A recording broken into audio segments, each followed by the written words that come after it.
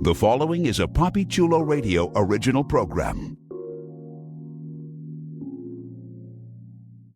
The views and opinions expressed in the commentaries and/or interviews in the following program are solely those of the individuals and are not views of Papi Chulo Radio, its parent, affiliate, or subsidiary companies.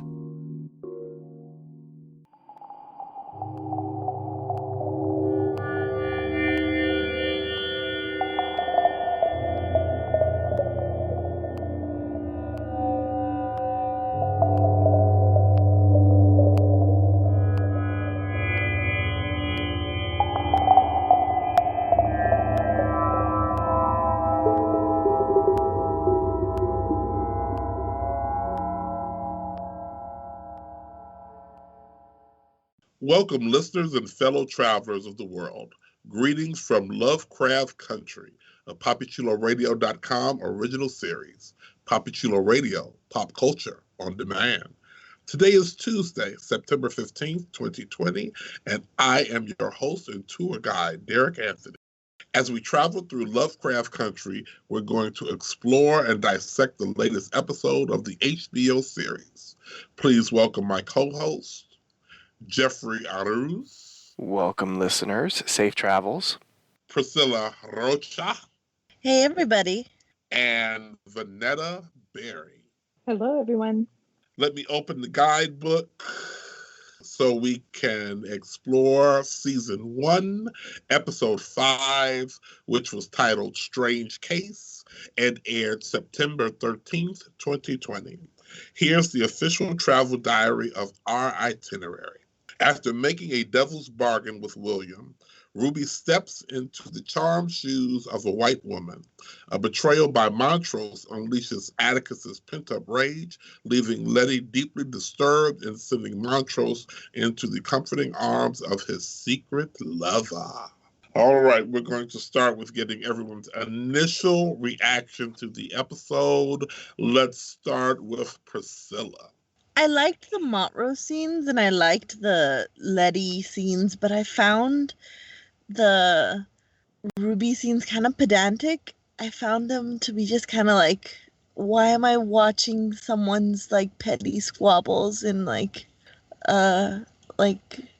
department store?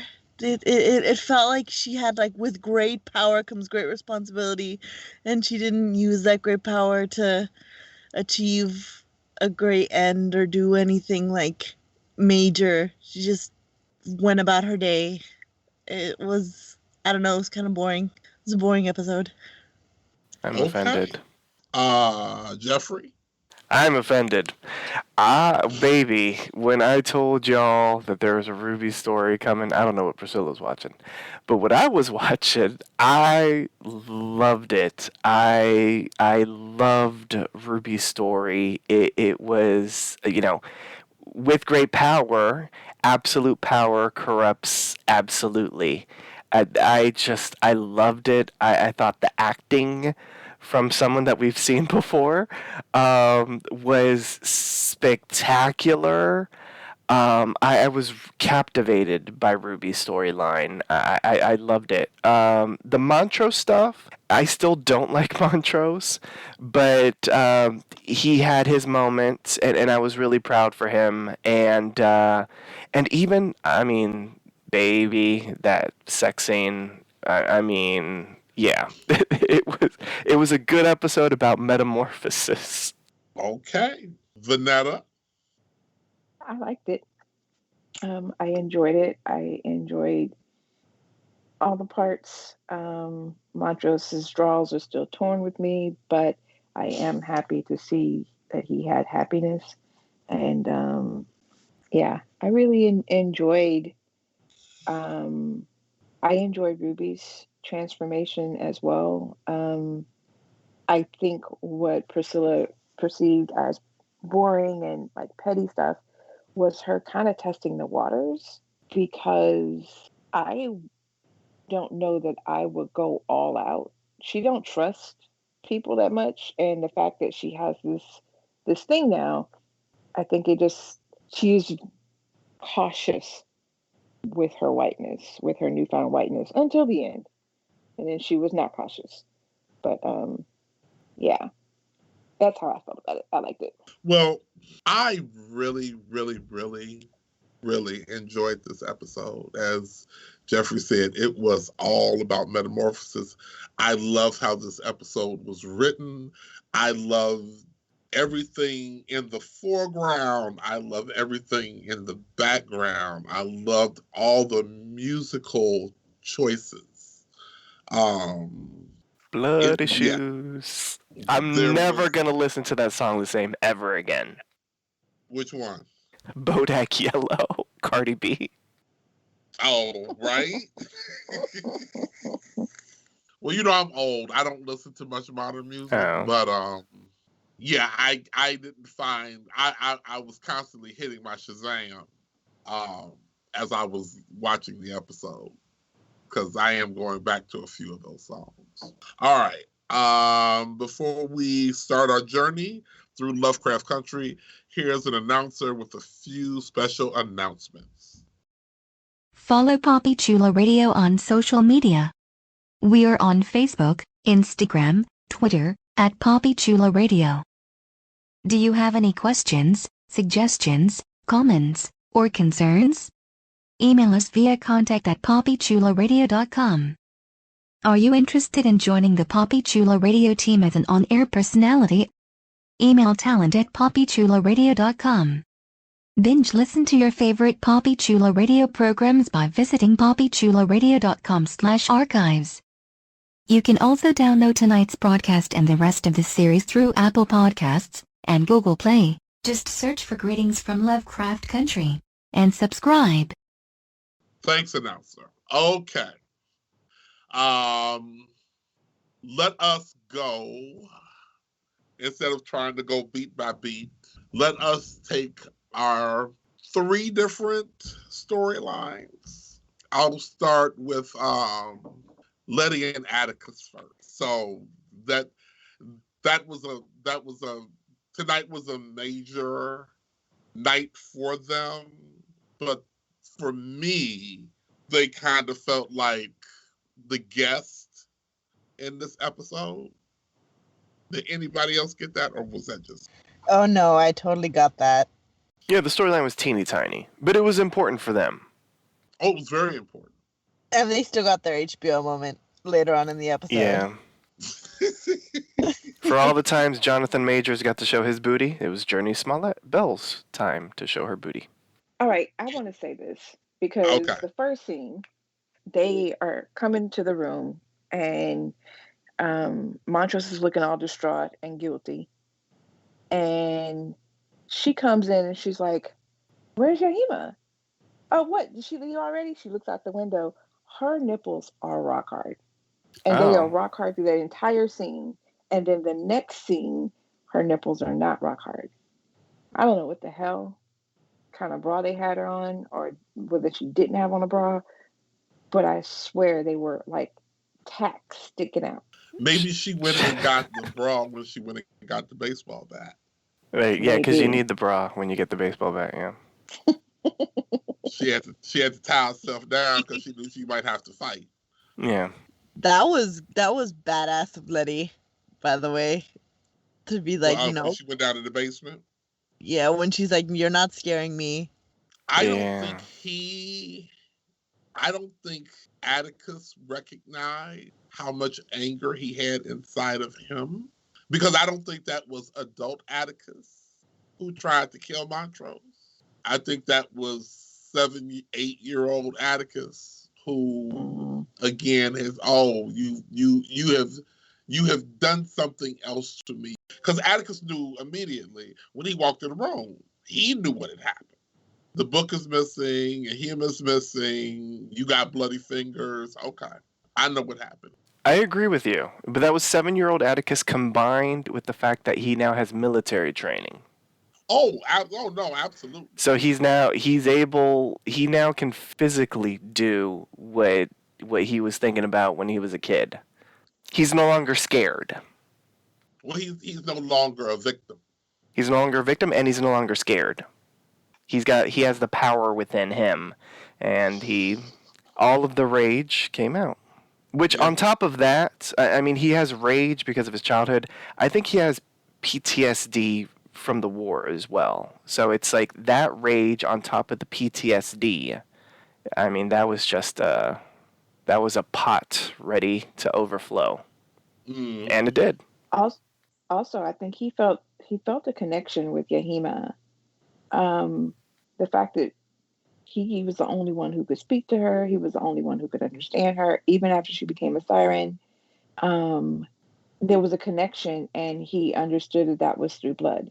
And Right. so it really, there's another aspect that I think, in addition to the rage because of his childhood and, he kind of snapped off, he was also really upset about, him just callously killing somebody. I mean, and then he didn't even leave. Like, at least if you don't kill her and get rid of her body, like, leave. Like, don't be here looking guilty. Like, we supposed to be like, oh, good. Yeah. It was all of that combined, and it just blew up. And I like how she was just like, oh, hey guys, come in here, because he's not going to stop. I don't know why he stayed. Like, I get why for the show, like it to show us the reaction, but as a book, like as a script, I don't know why he stayed. Like, what was the point of that? Like, to Be punished. show guilt, to I I think don't he know. wanted to be punished.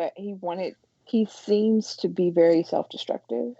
Yeah. So that was my thought process. Like, he does not make good choices that are constructive. That's a good idea. Yeah, I see that. I have a question about Tick's dream about Hannah. I was trying to read her lips. I couldn't. I could, they didn't bring it up on the closed caption either, because I refuse to watch the show now without the closed caption being on. My belief is, like everything else, that magic that the Sons of Eden are using is stolen. And I think that in that dream, Hannah was using her power to kill, what is his name, Titus, before she ran out of the building. Yeah, I believe that. And then at the end of the episode, we get our conversation with Atticus and Letty about, is he going to stick around? Is he just going to keep breaking her heart? That was a really touching scene, and the side of the tub and the bubbles, and yeah, it was really nice. And I like how he was just like, I'm sure now, I'm positive.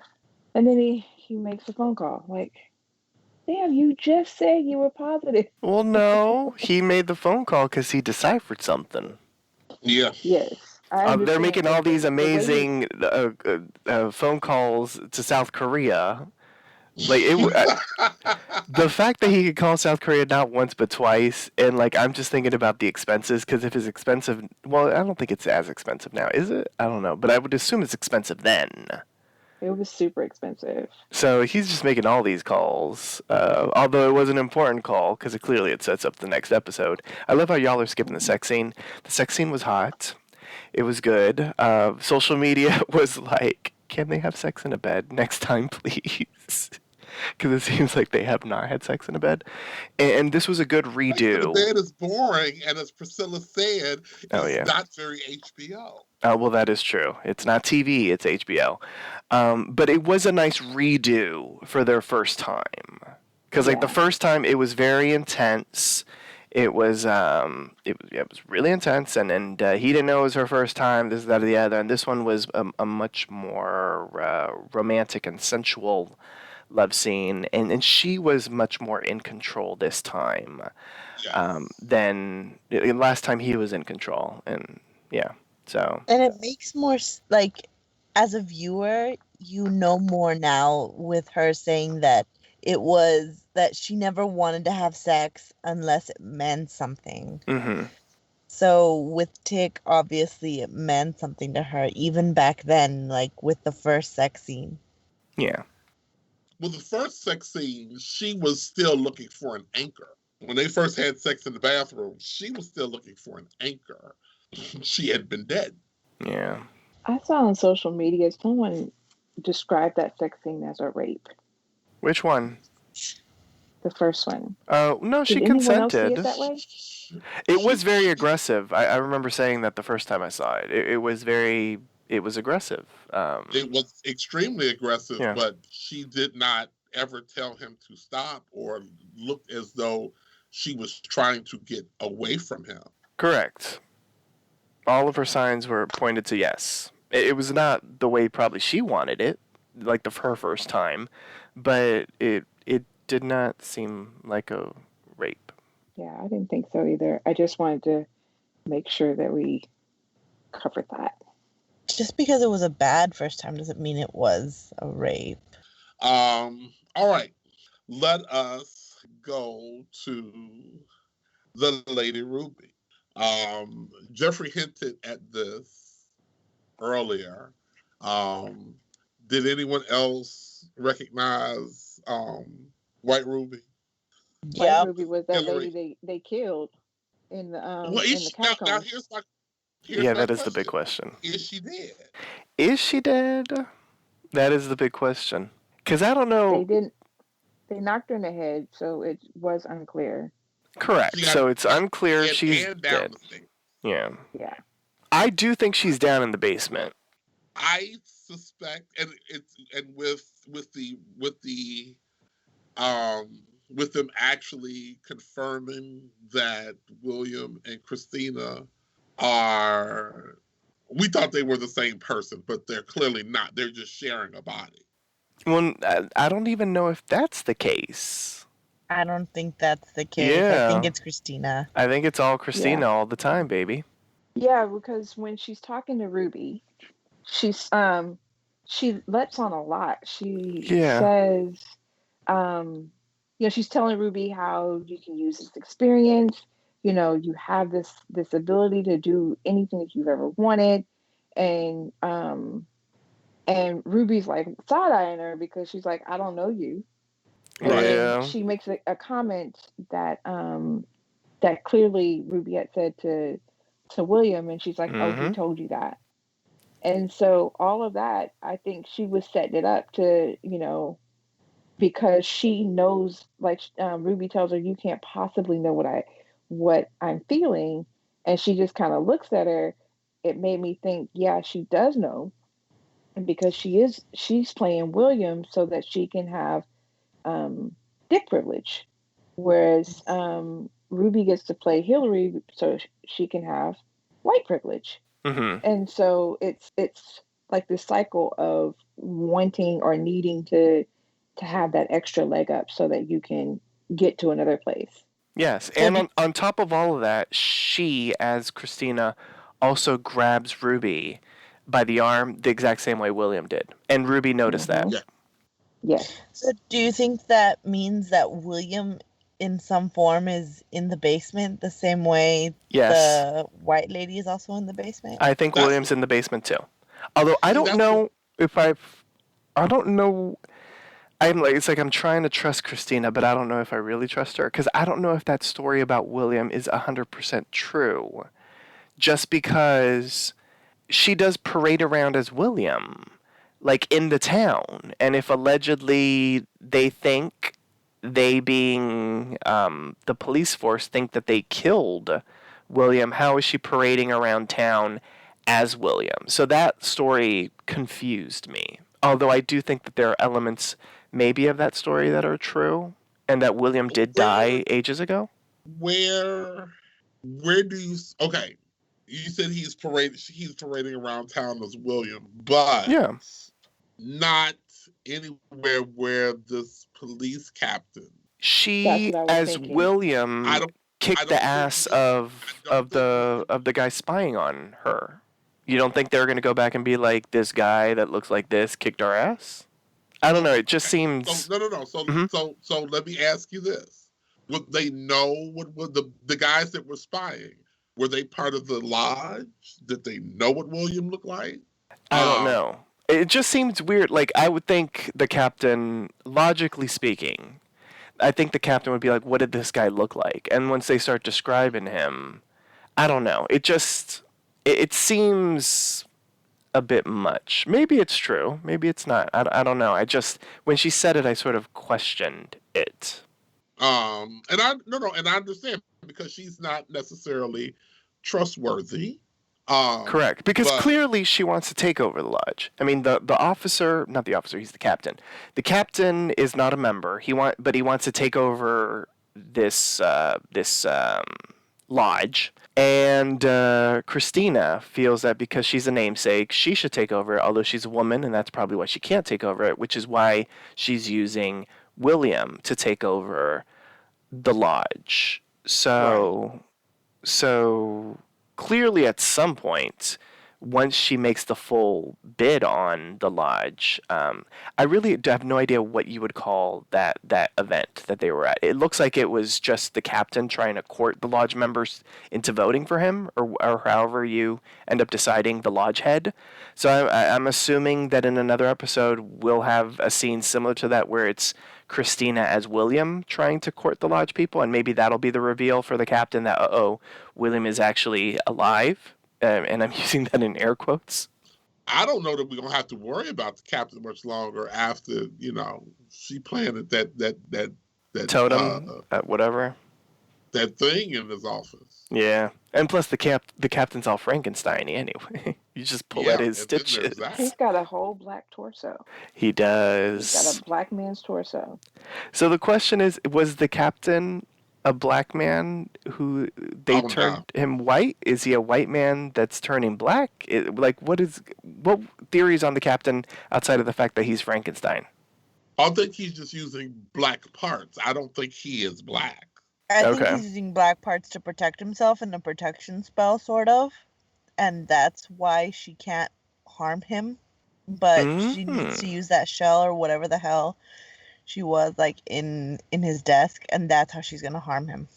Because clearly he's practicing necromancy, right? Okay, because that man in the closet is dead. The dude in the closet is dead. Reanimated to tell him whatever the hell he needs to tell him, in essence. Yeah, because Ruby was gagging. So was the man. But I think the other thing about the captain is that whatever skin he's using is rotting. Yes, because he said he was stinking to high heaven. And the other guy said, I can't smell. I never smelled it. I can't smell it. Well, he's no longer got the Epstein guy. He doesn't even have the ghost of the Epstein now to fix him. Which is why one of the reasons he's looking for the pages. Mm-hmm. Okay. Hillary Davenport. Ruby is Hillary. Yes. And why is Paul drawn to her? I don't know, but Paul was creepy. Paul was creepy, but I think this was my suspicion. My suspicion was that even in this white body, she could not fully not be her black self, because she was having interactions with Paul that none of the other white women were having. Because she asked them, has he ever been, has he ever looked at you sideways? And they're like, oh, no. Mm-mm. Paul? Mm-mm. Okay. Paul was a piece of work. Paul was a piece of work, and he got his just due. We're going to get back on that later. Okay. Priscilla, I want to go to the parts that you thought were just boring and tedious, and why you felt that way. Which part do you want to start out with? Well, let's start out as Ruby as Hillary. Okay, so let's start with her first metamorphosis. Her first, yes, waking up naked in a strange bed. Oh, and by the way, you're white. Ooh. Because I've had. I liked how it first started out with her starting out in a strange body and just being like, what the hell is going on? And her just leaving the house and almost getting that little black boy in trouble and being like, I'm sorry, he's fine. He didn't do anything. It's all me. And going into the police car, and the police car being like, your husband was looking for you and it's fine, and he told us all about your meds, and her being like, no, it's like, and at that point I'm like, oh, you're stuck, there's nothing you can do, they got you now. And them carting her off to the house, and I was just kind of like, oops. I thought it was interesting that she went from having all this power to having no power whatsoever. Yeah, she had the white privilege, but then the patriarchy came and slapped her in the face. That's the power of a white woman. Like, as much of a power of a white woman that you have, you don't have this much of a power of a white man. Exactly, which that was a setup for Christina. Because she wants the power of the white man. Yeah. Now, I went into this episode already, like, when I saw the white woman in the bed, I was like, that's Ruby. Did you all think that? Or was it until she said, until she looked at herself in the mirror that you all realized that was Ruby? Oh, I knew it was Ruby. I knew it was Ruby. I had already guessed what was going to happen. I thought, since we were in the whole Lovecraft thing, that they were gonna do some weird body shifting, like, horror dynamics going on with her. Boy, did they. But I thought it was gonna go in a different direction. I thought she was gonna, like, go to Letty to help out, or I thought she was gonna, and that with her in a different body, that they were gonna react in a different way. Like, I don't know. That's what I thought was gonna go down. I didn't think she was gonna use her body to become an assistant manager. Well, that was her dream, though. She didn't go to be an assistant manager, though. Remember? Well, no, she didn't go there. She wanted for a job. She thought she was just going to get a clerk job, and remember, that was her main focus. That was her dream. For the last 4 episodes, was that she wanted to work at Marshall Fields, and so for her, that was what you do with that kind of power. Like, I'm going to go and I can get the job I want now. And she goes, and not only does she get the job, she gets higher than any of the other people because, she had all this experience. So she's qualified. Yeah, in my head, it just made sense that that's what she would do. Like today, if I had that type of situation, that's not what I would do. But I understand why that was her thing. Yeah, that's what she wanted. And then at Marshall Fields. Because that's about as high as she ever thought in her black body she would get.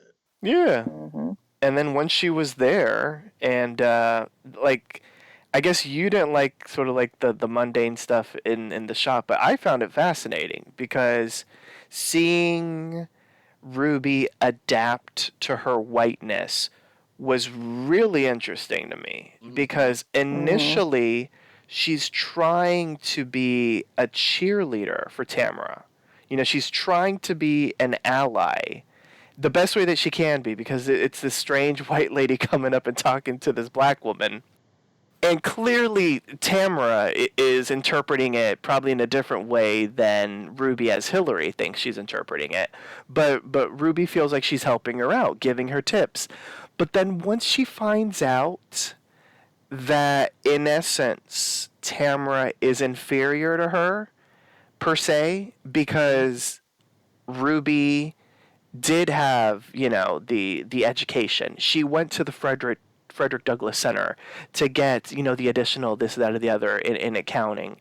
She did the extra work because she believes you have to work extra harder as a black woman, to make it in the world. And when she realizes that Tamara didn't, she sees her as inferior and starts immediately treating her differently. But then she ends up getting a wake-up call even more with the other white associates when she finds out that whether you have the education or not, they see black people as inferior point blank and the period. So I thought it was an incredibly eye-opening experience for Ruby. And I thought Jamie Newman, who was playing, in essence, White Ruby, just did a fantastic job with the acting, conveying that. I thought she played a white woman, Ruby as a white woman, perfectly. Like I don't know how she did it. I read an interview with the actor and with oh gosh, I don't know how to pronounce the name, who plays Ruby. I don't want to mispronounce it. Wunmi? Wound me. Okay. I read an interview with her where she said that she actually, she had to have the deep, dark, tough conversations about race and this, that, or the other with Jamie, and Jamie would show up and watch her act as Ruby and this, that, or the other, and that's how they were able to really make this character work, which I thought that was really interesting. Props to Jamie for going above and beyond and actually learning and trying to, in essence, get into the shoes of a black woman in a white woman's body. The one thing that I thought was kind of interesting that just for me, I just kept on wondering, well, number one, the pounds of flesh on the floor. Like, what do people say? So that's number one. Number two, A lot of people had that question. I know. So you leave this mess and these clothes behind. What do people think when they come across? Exactly. So that's number one. But number two and number three, there were two moments where she was in the Marshall Fields and she transforms. And it's like, how did she get out of the Marshall Fields with all the blood on and stuff? Like, she did it when she was in the elevator. And then after she does what she does, like, she, at the end. But so this show does a lot of like not telling with things like that. With Montrose, how did he get rid of the body of the Native American woman? Like, Well, that one, I mean, I can kind of imagine. Like, I can't imagine how the fuck does she get out of Marshall's Fields covered in blood and goo and naked. So that's the kind of stuff that just, it didn't really bother me, but like after the scenes, I kept on wondering, how the hell did she get out of there? No, it's a real question, and then to get back to William Christina's house. Yeah, like how do you? Because Marshall Fields is downtown, and William and Christina obviously live up north. Yeah. Yeah. So that was the only thing, and it didn't detract from the episode for me, but it just left me with the questions. No, like, how do you do that? It absolutely leaves you with a couple of questions. Yeah. Yeah. But I mean, I was, I loved all the stuff at Marshall Fields. Like, I just found every time she would interact with Tamara to be just really interesting. Yeah, and I felt bad for Tamara. I mean, I ended up feeling bad for her later on for a very different reason. But I felt bad because clearly, Ruby went in wanting to do something else, but her whiteness and her privilege corrupted her. Power corrupts. That's how you saw it? I did. I saw that as power corrupting a little bit. I saw it.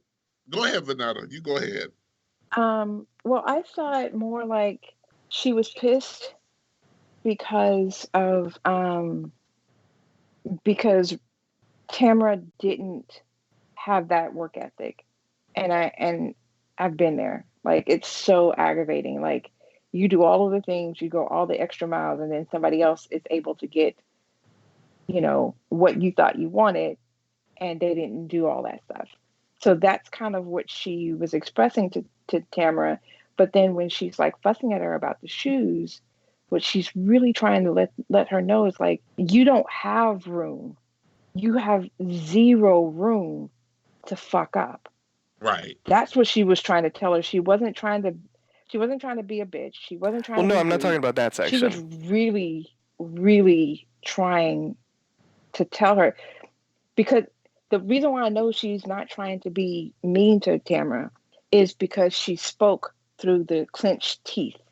And if it were Ruby, and if Ruby is talking to Tamara through clenched teeth, she's like, look, you don't have the opportunity because these white folks are crazier than you ever thought, right? That's what she says, but it's coming out of a white mouth. I think she literally forgot she was white for a second. Yeah. And she's just trying to help Tamara because Tamara's not paying attention. She's not being as attentive as she needs to, and she knows how the other women are talking about her. That's what I got out of it. But I was going to ask you if you thought the reason why Tamara got the job instead of Ruby was because Ruby is a bigger woman. I don't think it was because she was a bigger woman. I think, remember, Ruby never, well, no, I take that No, back. She Ruby did had apply. applied before.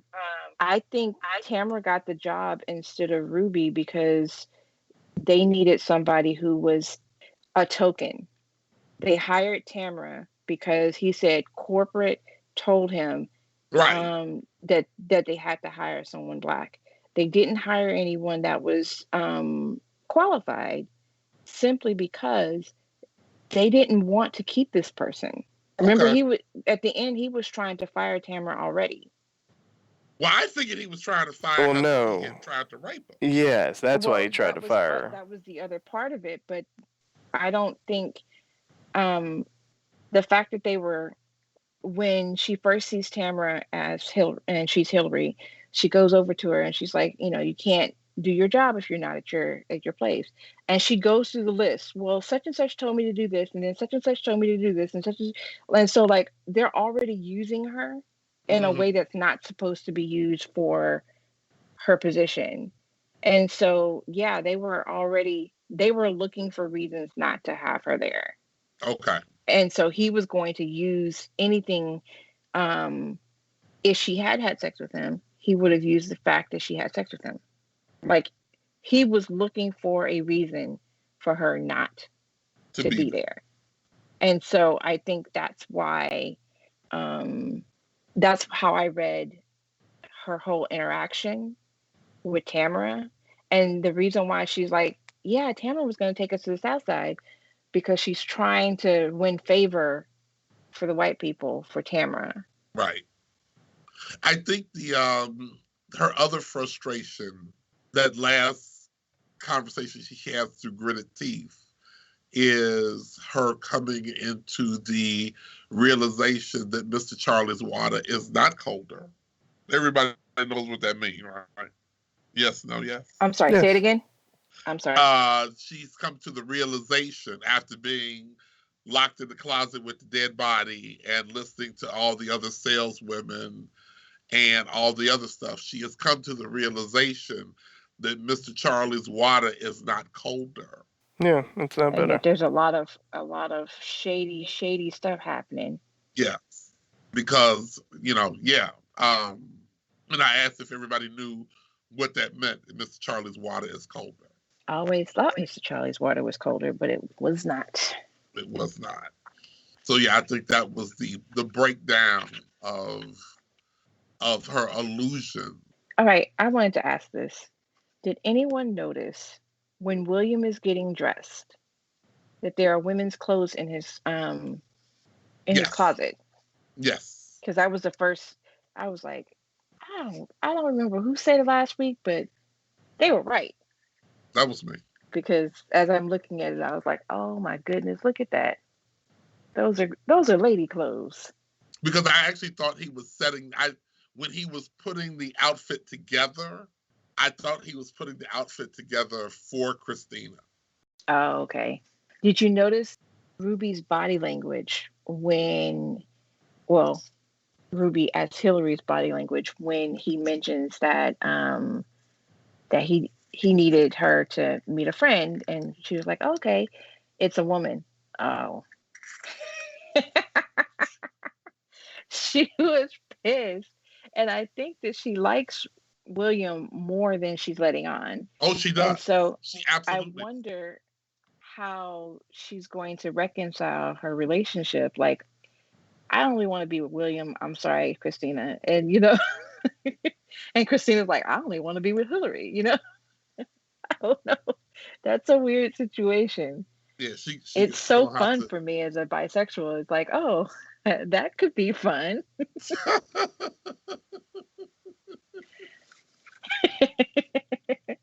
Sorry, that's where my mind gonna have to figure that out. But I don't think that they're going to use her to get to Letty, because she has pretty much cut ties with Letty. Yes. After that whole money conversation back in episode 3, she's pretty much let Letty go. You be Yeah. over there, I'll be over here. Chicago is big enough, we'd never really have to see each other. Okay, so I just wanted to give props to just the makeup, the VFX people, because I thought the body horror stuff with the actual transforming The shedding of the in skin. and out, the shedding of the skin, but also the body movements that Jamie did as Hillary. Apparently, she has a dancer background, and so that sort of came through in the transformation or the metamorphosis. I also loved the TV commentary about locusts and metamorphosis and that sort of thing. I thought that was brilliant how they used that. I thought Did you hear for Colored Girls report for the Locusts where they said that I'm trying to remember if it said it was they shed for 5 months or they shed 5 times before they take on their full locust persona. They gave it a number 5 to something that they did, and they show 5 transformations. They show 5 Ruby transformations. Oh, interesting. Oh. Wow, that's a good catch. Very How many nice. times did you watch it, Derek? 7 times. Well, there you go. I love the passage from For Colored Girls, and I thought it was really interesting how, because we didn't talk. You're moving to Montrose. We didn't even talk about the bloody shoes. The way that they showed the fetishization of black people by the white characters was interesting. Well, I talked about that a little bit when I talked about Paul liking Ruby as Helen because it's Hillary. Because again, he didn't care for any of the other women. He Correct. just liked black. But we didn't talk about it. That was so graphic, but yet so satisfying to watch. Yeah. The one thing that really bothered me about that ending was just that she revealed her true self to him. Because I do wonder, I always think of like, well, what does that mean for future episodes? I don't think she's going to be outed as, I don't even think he would even know how to would explain what happened. Right. But it does make me think of like Hillary and if we see Hillary again, what does that mean? Also, how did she leave Marshall Fields? Because clearly we know that the door out of his office leads straight into the show floor. So it's like, how did she get out? That's something that I wondered as well. But it's like, it was very satisfying for her because she had all this rage pent up. And she saw that he almost raped Tamara. So, she wanted to, give him what he deserved. And it just makes me wonder, like, where is this going to go from here on out? I mean, afterwards, we see the reveal that Christina is William and that sort of thing. But yeah, I'm intrigued by where this goes. You were intrigued, but I wasn't. I was kind of disgusted by it. I was just kind of like, I got the whole. Well, I'm intrigued by where this goes with Ruby, is what I'm saying. I got the whole power corrupts absolutely, but I was just kind of like, sodomy as revenge is kind of a no-go for me. It was, damn, did they really have to take it that far? I don't know. I didn't think it was. I didn't think it was the best idea, but as far as Ruby's reveal, I don't think that that's going to be a problem since she had already quit the job as Hillary. Right. 2, no one's going to be able to recognize her. 3, I think that she had some more serum and she transformed back before she left. Before she left. Okay, so that would explain that one. It doesn't explain how she got out of the elevator because she lost the serum. Okay. I wonder if that serum being lost means anything or if she ended up going back for it, If he ended up giving it to her. Your perfume. I'm guessing that something like that you don't have in a great amount of supply. So she probably had to. They probably found somewhere for her to get that back. Because here's the other thing: we don't know how she was applying it, Yeah, we don't know whether it was like she drank the whole thing or just a drop, or or she sprayed it on. She took it out when William came to pick her up from work, and she was getting ready to use it, but he told her to hold off. But we still never saw how you use it, how you apply it. Yeah. One of the best lines of the episode. Oh, you didn't use any of the money. Like, I didn't have to. I used the only currency that I needed, my whiteness. That was definitely. Oh, and I was hella worried during that whole club thing, because I thought one of those white women was going to accuse, like, one of the black guys that, they were fresh on her or something. You know what I'm saying? Oh, I was hella concerned about them being in the bar, and I didn't understand why any black man was dancing. Hey, Priscilla, did you notice? This is the other thing I was going to say about the sodomy. Did you notice what was playing on the television? Been a while since I saw the episode, so I probably did notice, but I forgot about it. Okay. It was Jekyll and Hyde. Oh, perfect. I just noticed that the man's facial expressions were kind of like what the man's facial expressions were. No. Yeah. Because he was like, ooh, yeah, and I was like, I don't know what was playing on the TV the first time she was in the office. I thought it was 12 Angry Men, but I'm not sure. But I know the second time it was Jekyll and Hyde playing. Which is appropriate, because the name of the episode is Strange Case, and the actual chapter in the book is Jekyll in Hyde Park. Oh, okay. Yeah. Also, black people weren't allowed to eat vanilla ice cream, except on... Nor were they allowed to go up to the counter. Black people weren't sold vanilla ice cream, except on specific holidays. Otherwise, they had to just eat chocolate. Oh, okay. So that's why... Okay. So that makes that scene even more powerful. And the fact that she got it for free. Yes. And the fact that she was able to go to the counter and get it herself because of her whiteness. That was also a big deal. I believe she was downtown, or because they didn't say where she was, but I think she could, because there were no black people anywhere in any of those background scenes. So she was in an all white space. That's how she spent her first day, in an all-white space. I also read somewhere, because, I'd be looking stuff up, that there were certain parks that black people could not go to. And there are different colored benches in the parks, because some of those benches were for black people and some of those benches were for white people. And the green benches were for the white people. So when she's sitting out in the park reading the paper, sitting on the green bench, she's breaking all the rules. That montage was incredibly powerful. I mean, the for colored girls sort of section that we were listening to, and just the imagery, of her really content in being able to bask in the privileges of being white. Yeah, absolutely, because she thought she had gotten everything that she wanted. She was drinking that Mr. Charlie cold water. So here's why I think. So let me say this. I agree with everything Vanetta said about why Montrose stuck around after he got rid of the body and after he got rid of the pages.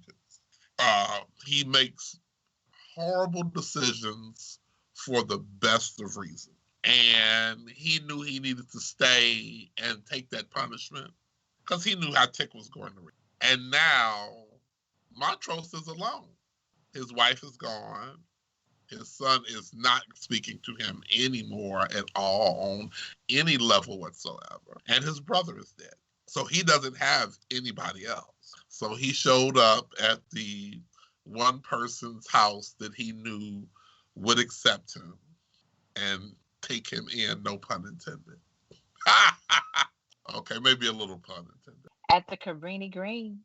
At the Cabrini Green. Watch out for the Candyman. Well, see, I know this is set up, but I disagree with. I don't know if you were just saying it just for the setup, because clearly they have been lovers for a while. So I don't feel like he's really alone, is what I would say. See, okay, so I've had this conversation for the last 48 hours. Okay. Is Montrose gay? Yes. Yes. Have he and Sammy had sex before? Yes. Absolutely. Is Montrose a stranger in the gay underground black culture in which they exist? Yes. He is. Oh wait, I would say he's a little bit of a stranger. He doesn't seem. Do you think he's been to the ball before? Yes. Okay. Because all of Sammy's friends knew him. Well, they also knew him as being with Sammy, so that's why. That's what I'm saying. Yeah. But so let me hold on. But let me finish. Was he out? No. He was not until this episode. Yes. And this is a argument that I have had for the last 48 hours with a few people. Okay. Well, we haven't argued yet. All those things that I pointed out, but the friends knew him and all of that, and he clearly been to the bar before. Okay, he had been to the bar before. I worked in a nightclub. I worked in a gay nightclub. I saw people in there all the time. They were not. I noticed one brother in particular. He started coming in with the baseball hat and the sunglasses at 2:00 in the morning. Dude, it's already dark in here. You can't see shit. And I remember when he came out. I remember it took him 4 months to get comfortable enough to take that hat off and them damn sunglasses and take his ass out on the dance floor and party down. So it's a process. And that's why I say he didn't have anybody else. Had they been having sex? Yes. Were they lovers? No, I don't think so. Not exclusively, because we see Sammy dicking down somebody else in the alleyway. Exactly. So we know that there is. Well, he wasn't digging down. He them, was getting serviced. Official. I'm sorry, Jeffrey. What you think? No, so he wasn't digging him down. He was getting serviced. Yeah. Oh, With a smile. And this was a theme in the episode tonight between Montrose and Ruby kissing. Mm-hmm. So after Montrose dicked Sammy down in a scene that I said when, I don't know if I said it here or not, but I said when Montrose's secret is revealed in such a way that you cannot argue against it, there are straight black men that are going to be extremely, extremely upset. Oh, they were. Oh, they was in there, all they feelings. I have feelings, all of them. And one of the groups I'm in, I don't know if you saw it or not, Vanetta. There was a guy that said, they should have warned us that he was going to bend that man over the table. Why? When you saw Sammy's face, you knew it was about to go down. When they started taking their pants off, you knew what was about to happen. He walked in the room and started unbuckling his pants. If you didn't want to see, you could have turned your head. It's But HBO. They didn't show anything. You saw a hock of spit in Montrose's hand, and that's about as sexual as it got. People was upset about that. Somebody posted today and it said, why is it that people seem so upset, specifically black people seem so upset about any show of gayness, gay black men on the screen? Yeah, they were mad at the P-Valley too. Yeah, and I was thinking about, he did mention Lil Murder and Montrose. And so one of the things I was thinking about is I think that for whatever reason, black people are more comfortable with an effeminate display of sexuality if it's gay, because it divorces them from like, oh, well, that's different. Those are drag queens. That's the way gayness is. And they want to put it in that box. And to see gayness represented the way it is with Montrose, where he's confused, He's got a son. He's got some anger. He's a full fleshed out character. And that's uncomfortable because we've been given just so many caricatures for so long. People don't know how to act. No, because if they're not actually familiar with gayness, they have one idea of what it is. And they are doing the same thing that white people do to black people when they. Baby, I said it. Black, straight, cisgender black men are the white people of black people. Because there were a couple things in this storyline that struck me deeply. And one of them was when Sammy opened the door, he said, was it the old phase of the niggas this time? Mm-hmm. And I have had many conversations where I've just told people, as a black gay man in America, I was called a faggot long before I was called a nigga. That was some of the realest, truest, most honest writing in that one scene that I had seen in a long time. It was also, so going back to the two parallels. Ruby Hillary and making Paul suck on the shoe, get the spit on the heel before she shoved it up his backside. And then Montrose using spit as a lube before he took Sammy from behind. Also, kissing. After they were done and Sammy went in to kiss Montrose, Montrose avoided him, but went down on it. And they even mentioned later when they're getting dressed that Montrose and Sammy have never kissed before. Mm-hmm. And Ruby and Hillary, when they're standing out at the car and William goes to kiss her and she turns her face and he says, "You won't let me kiss you," as Hillary. And then she says, do you want to kiss me as Hillary? Right. And it's because, she, like you said, she's falling in love with him. I don't want you kissing this white bitch. I want you to kiss me for real. Mm-hmm. And Christina even asked her that. Yeah. And it's not until Montrose decides, okay, I'm here. All of this stuff pent up inside of me. All of this, I'm going to let this go. And I'm just going to start to live. I heard him. He said, "I'm here. I'm queer. Get used to it." Yes, and he comes, which you heard in your mind because Montrose didn't say anything in the whole episode. Yes. He didn't have any lines in the whole episode, I had to go back and watch. That was one of the reasons why I had to watch this 7 times. So I had to go back and watch when somebody said that. I said, no, he had lines. He spoke through his act. Nope, he was face acting. He was completely silent. Yeah, he could only act through one eye, though. That one eye was doing a whole lot. Doing so much. Yes. So there are a couple points that I want to make, and in particular, one of the points I want to ask actually Derek a question. But before I get to the question, hold on 1 second before you do that. Yes. I want to give a quick shout out to of our RuPaul drag racers. Woo! The lovely Shangela. And Monet everybody just doing. And Monet Exchange, one of the winners of All-Star Season 4. Also, a shout out to Daryl Stevens. Yes. From Noah's Ark. I did recognize Shangela. A lot of people didn't recognize Monet.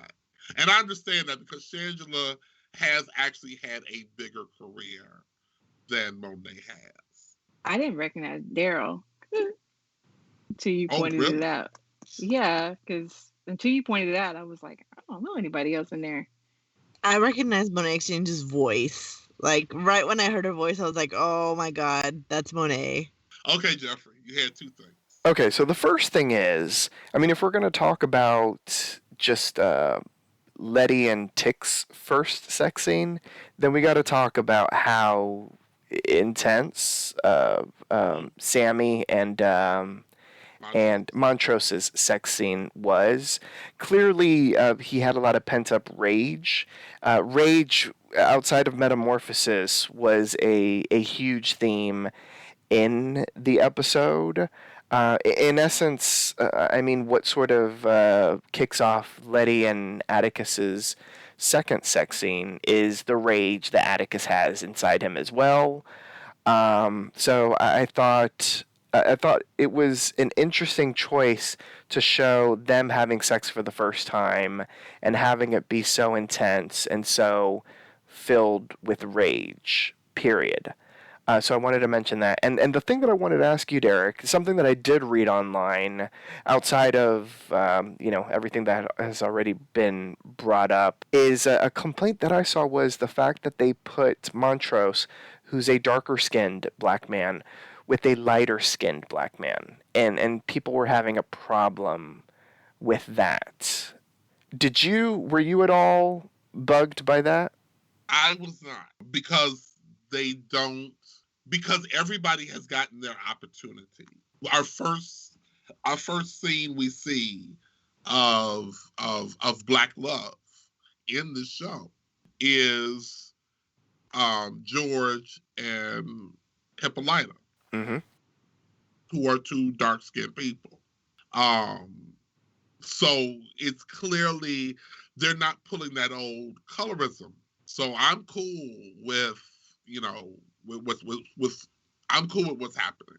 I don't have a problem with Sammy being a light-skinned black and Montrose being a dark-skinned, because we still don't know where Tree falls into this whole situation. In the middle. I don't know. I don't know if Tree's Tree's involved. So everybody's getting along now. Speaking of Hippolyta, we keep on seeing them asking about the orrery at the start of the episode. We don't see Hippolyta. She's got a story coming up. I told y'all about rubies. Well, I didn't really tell y'all, but I said something big was going to happen. Hippolyta's got something. Clearly, it's not next week. But Hippolyta, I'm so excited for that. I am too.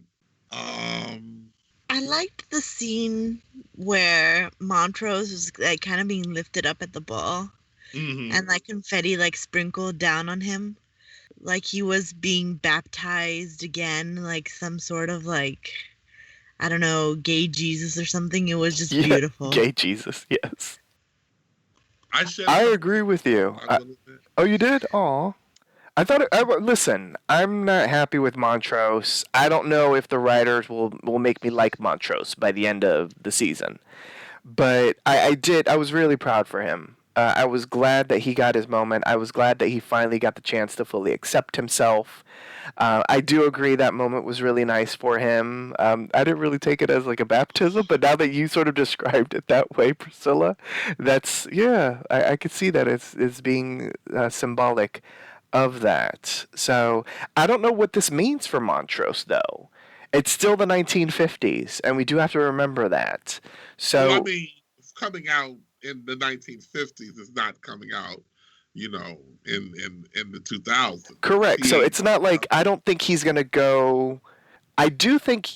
I don't know what I'm trying to say. I do feel like before the end of the season, he is going to have some sort of conversation with Atticus. I mean, they have to, in essence, he has to reconcile that the violence he put upon Atticus was because his father saw him as different, and that was the only means that he knew, he being Montrose, to maybe protect Atticus, or because Atticus was very artistic and into literature and that kind of stuff, he might have been worried that he was also going to turn out to be gay or something like that.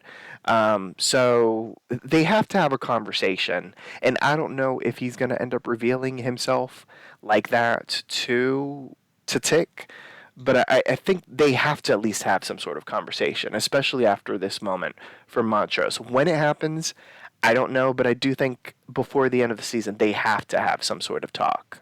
Oh, absolutely. Well, here's the thing. Again, Montrose is the only person that knows what the book says, what the rule book says about, the order. So we're not done with him. No, correct. Yeah.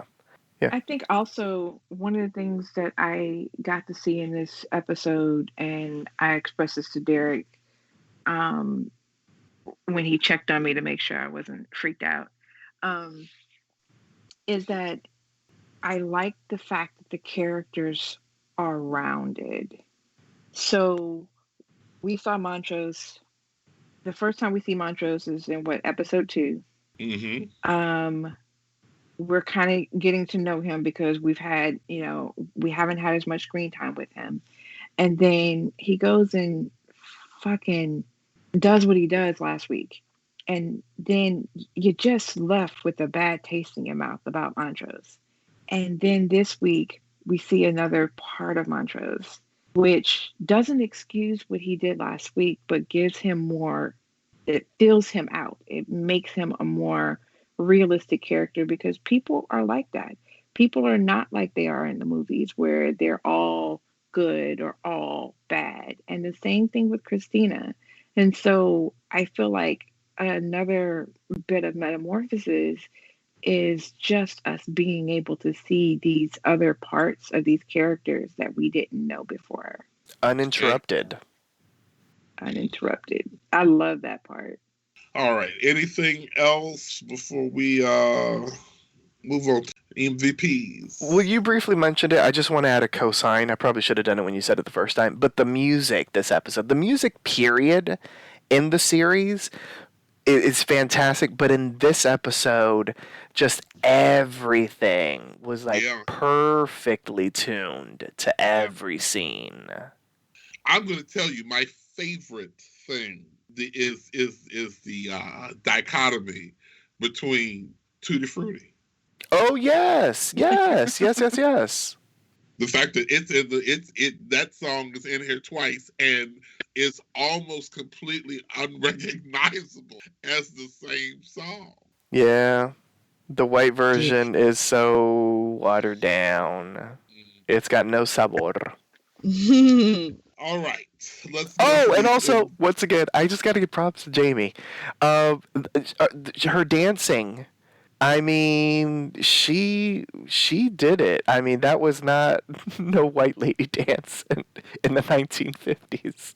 No, it was not. She had rhythm. She did. Yeah, she knew how to shake that. Show me what you're working with. All right. MVPs. State which character impressed you throughout the episode and why. Once a character has been chosen, they cannot be selected again, so choose wisely. We are going to our randomizer, and Priscilla goes first. Who is your MVP? My MVP is the player that spoke the least this amount of episodes, but was powerful enough to make a member of our team cry this episode. It's Montrose. It was beautiful. It was moving. It was impactful. It was just a really good turnaround from what happened to him the last episode. So, and that sex scene was moving and brilliant and different for HBO, which is always just straight vanilla sex scenes. So I kind of liked that. So Montrose for sure. All right. One for Montrose. Jeffrey, who was your MVP? I'm giving it to Hilary Davenport, White Ruby, Jamie Newman. I mean, I've been giving her praise throughout the episode just because I didn't think I was going to get the chance to pick her. So I'm just going to continue on with the praise. I just thought she was brilliant. I loved what she did, and the fact that she could properly convey a black woman in a white woman's body, and in particular, Ruby in a white woman's body throughout the episode was brilliant. On top of that, her physicality, seeing the stuff that she would do with her body as we see her transforming into or transforming out of Hillary into Ruby was brilliant. If I can just do a little, maybe an MVP from all of us, the VFX, the people that had to, create the blood and the goop and the skin, I thought all of that was brilliant. And I didn't mention this, but in the opening scene where, well, not the opening scene, but where William is cutting Ruby out of Hillary, we see a moment where through Hillary's mouth we see Ruby's eye. And like all of that was amazing, and then some of that was done sort of blurred in the background because we had in the foreground the the gentleman talking about the locust and the metamorphosis. But even in the background, even though it was a little blurry, I mean, it just looked grody and gnarly and awesome. I enjoy body horror films, and this one did not disappoint. So as for my MVP, it was Jamie Newman. All right. Vanetta? This week's MVP for me is Christina/William. I really liked the nuances of the character, the tells that let you know that William and Christina are the same person, the budding romance between Christina/William and Ruby, which I'm so excited about. And the reveals, like we got a little bit more of Christina's vulnerability in this piece.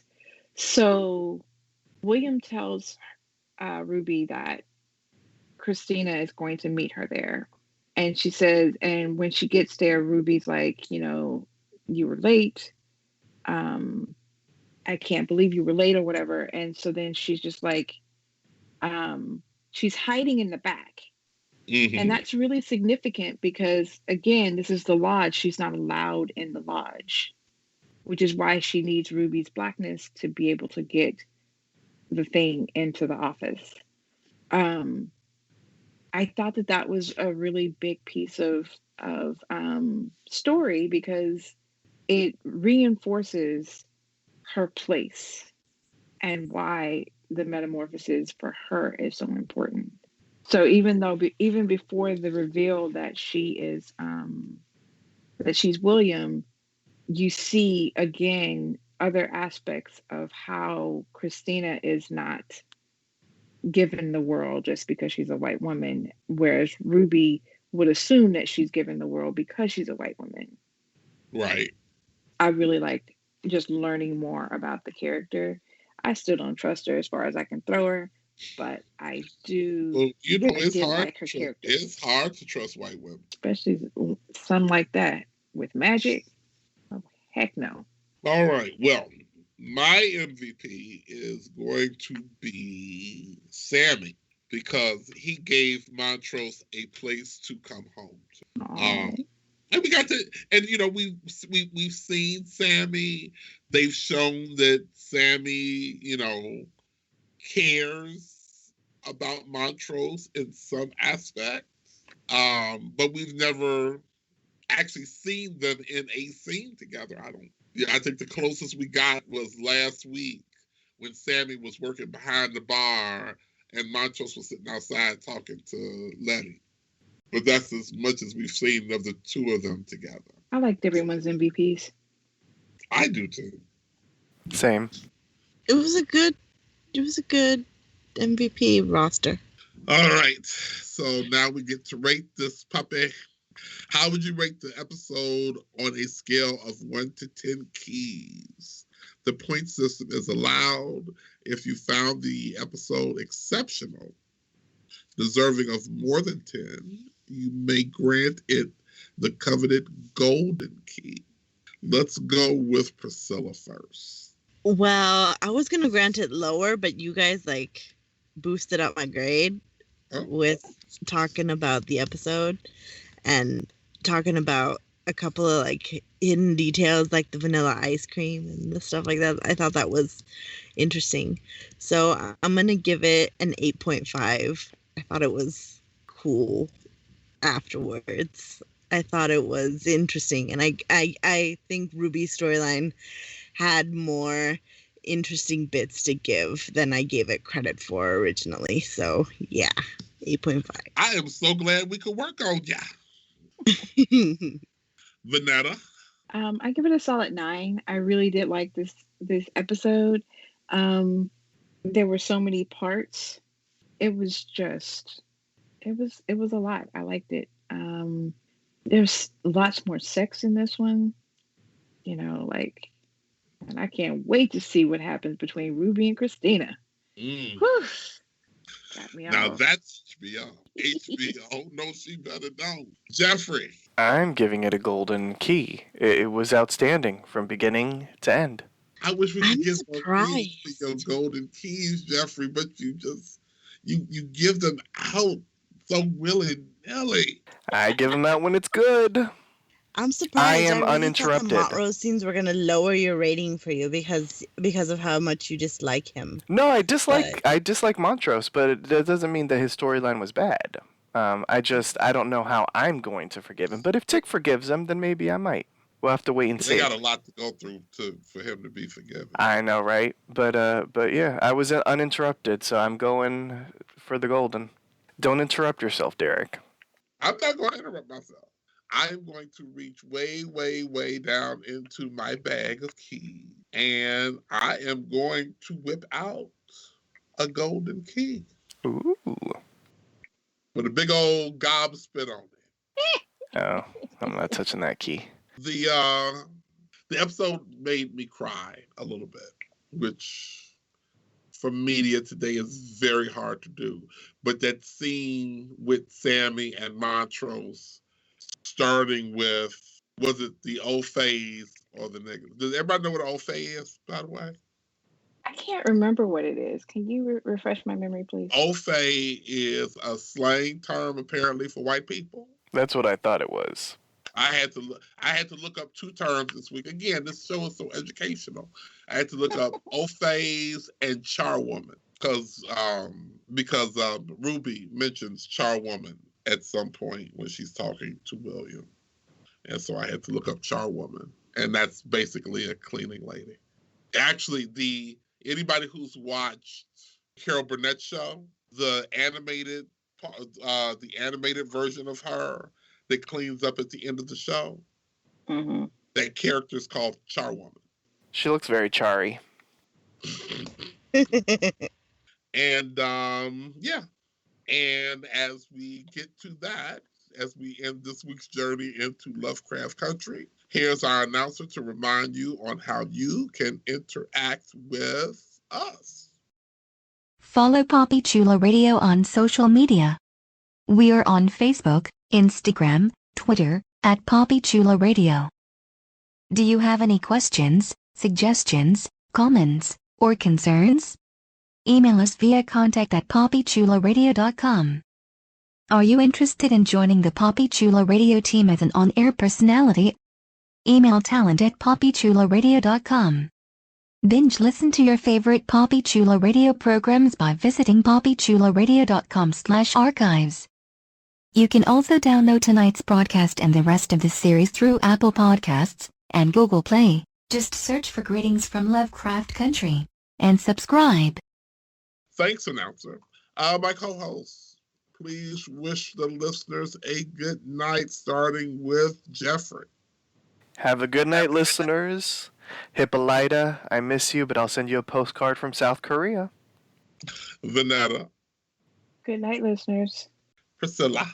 Good night, listeners. I really wonder what Hippolyta is doing. I think we're going to find out in 2 weeks. All right. Thanks for tuning in. Download new episodes of Greetings from Lovecraft Country every Wednesday via Apple Podcasts, Google Play, and the Poppy Chulo Radio archives.